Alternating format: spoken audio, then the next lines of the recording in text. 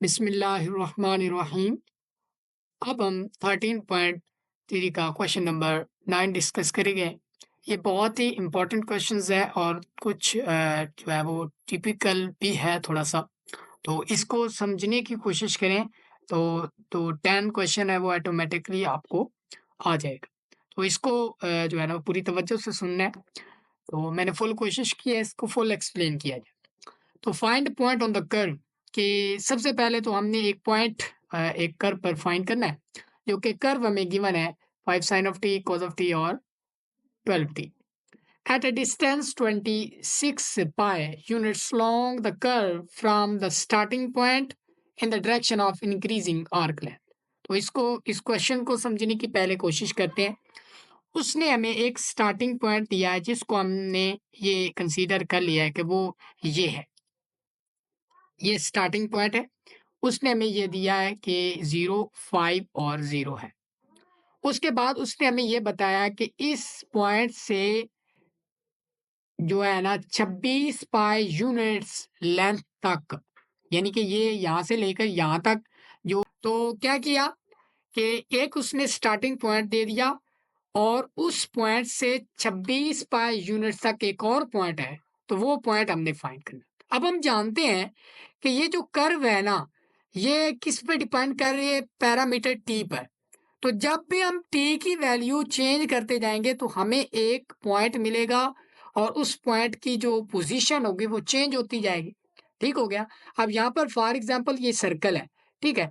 तो सर्कल की जो इको पैरामेट्रिक इक्वेशन होती है r cos of t r sine of t, ठीक हो गया, और जीरो।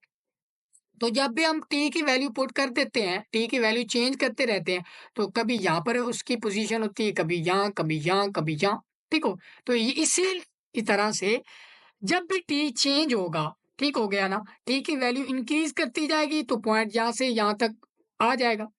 तो अगर हम हमारा जो असल मकसद है ये स्टार्टिंग पॉइंट है, तो इसका मतलब जो यहाँ पर जो पॉइंट है टी नॉट पे, टी आई पे, यानी कि टी आई का मतलब है इनिशियल इनिशियल टाइम पर, यानी कि जब टाइम जीरो है तो उसकी पोजीशन ये थी।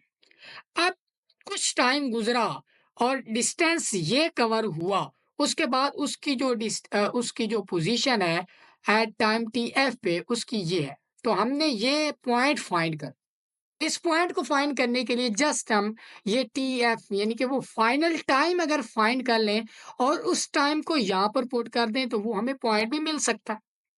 तो ये असल इसका मकसद है इस क्वेश्चन को सॉल्व करना। तो अब हम चलते हैं इसको सॉल्व कैसे करना है। तो सबसे पहले मैंने ये थोड़ी सी लिखी है, इसको समझ लेते हैं। To get the point we need to find the time at the arc length from the starting point 050 is 26 unit. वही बात मैंने जो आपको बता दी है, ठीक हो गया।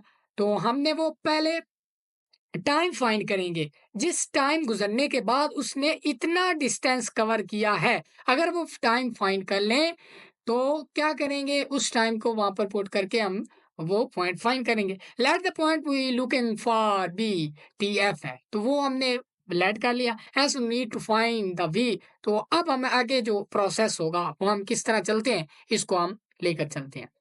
तो हमें ये जो कर्व है ये गिवन है, ठीक होगा। तो सबसे पहले हम ना इसकी आर्क लेंथ फाइंड करते हैं, इस पूरी कर्व की। इस पूरी कर्व की आर्क लेंथ फाइंड की हमने। तो क्या किया, पहले आर्क लेंथ फाइंड करने के लिए उस कर्व को लिखा। उस कर्व को लिखने के बाद क्या किया हमने, ए, ए, उसका वेलोसिटी वेक्टर फाइंड किया। ये देख सकते हैं आप, जो है वो वेलोसिटी वेक्टर हमने फाइंड किया, कर लिया। वेलोसिटी वेक्टर फाइंड करने के बाद उसका हमने मैग्नीट्यूड फाइंड कर लिया। मैग्नीट्यूड फाइंड करने के बाद ये हमारे पास मैग्नीट्यूड आ गया 13 यूनिट्स। ओके हो गया, ये हमारे पास मैग्नीट्यूड आ गया। अब हमने क्या करना है, उस कर्व की आर्क लेंथ फाइंड करनी, कोई आर्क लेंथ हमें काम आने वाली है, ठीक हो गया। तो आर्क लेंथ फाइंड करने के लिए हमारे पास आर्क लेंथ जो होगी वो क्या होगी कि टी आई से टी एफ तक, यानी कि कोई भी एक फाइनल पॉइंट है, यानी कि टी से टी नॉट से टी तक, यानी कि ये आर्क लेंथ का फार्मूला था जिसको हम एस से और वी के मैग्नीट्यूड का स्क्वायर ये। अब हमने यहाँ पर टी आई और टी एफ यूज कर लिया। तो ये उस पूरी आर्क लेंथ की जो पूरी कर्व है आर ऑफ टी, उसकी ये जो पूरी आर्क लेंथ बन रही है वो है ये। ओके हो गया। अब मैं आपको बताता चलूँ थोड़ा-सा। अब यहाँ पर देखें, ये वही कर्व है, ठीक हो गया। ये इसका स्टार्टिंग पॉइंट है, ये इसका वो फाइनल पॉइंट है, जिसका यहाँ से लेकर यहाँ तक जो डिस्टेंस है, वो है 26 बाय यूनिट। तो क्या कर लें, अगर हम ये जो अब ये तो गिवन था ना, अगर हम इसी कर्व को इस्तेमाल करके ये वाली जो आर्क लेंथ है, ये यहाँ से लेकर यहाँ तक, ये अगर हम फाइंड कर लें और उसको किसके इक्वल रख दें, इसके, तो वहाँ से हम टी आसानी से फाइंड कर सकते हैं। तो बिल्कुल इसी तरह मैंने किया है। ये था आर्क लेंथ। अब हमें तो चाहिए इस छोटे से टुकड़े की आर्क लेंथ, यहाँ से लेकर यहाँ तक की आर्क लेंथ चाहिए। हमें तो ये सारे कर्व की आर्क लेंथ नहीं चाहिए। हमारे पास तो यहाँ से लेकर यहाँ तक का आर्क लेंथ चाहिए। तो यहाँ से यहाँ तक जाने के लिए टी आई को मैं क्या कहूँगा? 0 कहूँगा, क्योंकि उसने बता दिया कि वो स्टार्टिंग पॉइंट है। ये देख सकते हैं कि ये स्टार्टिंग पॉइंट है। स्टार्टिंग पॉइंट पर, इनिशियल पॉइंट पर टी क्या होता है? 0 होता है, डेफ़िनेटली 0 होता है। तो ये हमने क्या किया? टी 0 पुट किया। अब यहाँ पर देख सकते हैं ये 0 पुट किया और ये जो फाइनल टी है जो कि हमने निकालना है, जितना टाइम गुजरने के बाद उसने ये पोजीशन रिटेन की और इतना डिस्टेंस कवर करने के बाद उसने ये पोजीशन रिटेन की, वो पोजीशन फाइंड करने के लिए हमें टीएफ चाहिए। तो 0 से लेकर टीएफ फाइनल पॉइंट जो है टाइम पर, और 13 टी डी टी, इसको किसके इक्वल होगा? इसके। डेफिनेटली यार देखें, यहाँ से लेकर यहाँ तक उसने हमें डिस्टेंस दे दिया और आर्क लेंथ को इस्तेमाल करके हमने यहाँ से लेकर यहाँ तक क्या कर ली? इसकी आर्क लेंथ फाइंड कर ली। तो इसका मतलब ये दोनों इक्वल्स हो गई। अगर ये इक्वल्स हैं तो यहाँ से हम क्या किया? 0 से टीएफ 13 dt और ये हमने टीएफ निकाल लिया है। टीएफ निकाल लिया है, तो क्या करेंगे? इसी टीएफ को क्या करेंगे कि क्या उसी आर्क जो कर्व थी उसमें अगर हम टी पुट कर दें, तो वो हमें उस पॉइंट को जो है वो अप्रोच कर जाएगी, जिसका जो डिस्टेंस है इस पॉइंट से 26 पाई यूनिट तक का है। ये देखें, ये आ गया हमारे पास क्या आ गया हमारे पास? वो पॉइंट आ गया जिसका इस पॉइंट से डिस्टेंस जो है वो कितना है? 26 पाई। इसको वेरीफाई आप ज़रूर कीजिएगा, ठीक हो गया?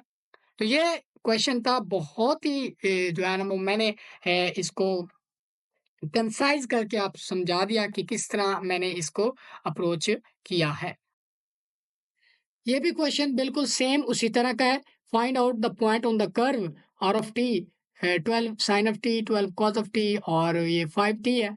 तो डिस्टेंस उसने बस चेंज किया है और ये स्टार्टिंग पॉइंट भी चेंज किया और कर्व भी चेंज किए। बिल्कुल सेम उसी तरह का क्वेश्चन है।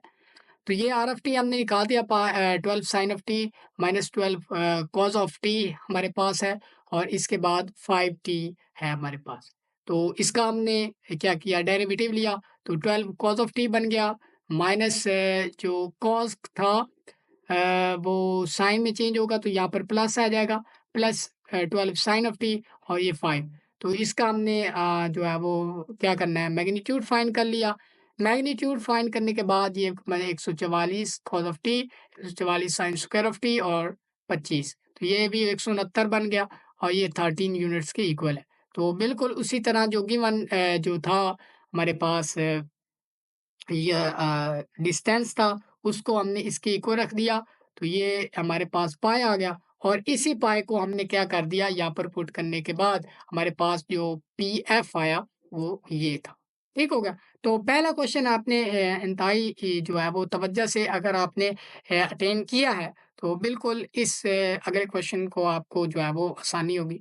ठीक है? देखें जो है ना जो है ना ऐसे ही क्वेश्चन को सॉल्व करना जो है ना वो ठीक नहीं होता, ठीक है? ऐसे क्वेश्चन को रट्टा लगा लेना, इस तरह करना सॉल्व। तो आपने क्वेश्चन को पहले समझना होता है। पहले क्वेश्चन को समझने की कोशिश किया करें कि क्वेश्चन में आखिर क्या कहना चाह रहा है। तो वो कभी भी आपको चीज़ें जो है वो नहीं भूलती जो आपने कांसेप्ट के साथ पढ़ी होती है। जो नंबर लेने हैं तो कोई जो है ना नंबर लेना मुश्किल नहीं होता। लेकिन आपको उस क्वेश्चन का अगर आप कंसेप्चुअली जो है ना उस क्वेश्चन को अटेन करते हैं, उस क्वेश्चन को पढ़ते हैं, तो वो आपको कभी भी आपके जो है ना सामने आएगा क्वेश्चन, तो वो आप आसानी से उसको अटेम्प्ट कर सकेंगे, ठीक है? तो ये थोड़ी-सी आपको जो है ना वो आपको मेरी तरफ से एडवाइस है कि जो है ना क्वेश्चंस को जो भी क्वेश्चन आता है उसको पहले समझने की कोशिश करें फुल, उसके क्वेश्चन को समझें, तब जाकर उसकी सॉल्यूशन की तरफ जाएँ और सॉल्यूशन को फुली कंसेप्चुअली आप समझने की कोशिश किया करें। मिलते हैं अगली वीडियो में, तब तक के लिए इजाज़त दीजिए। अल्लाह हाफ़िज़।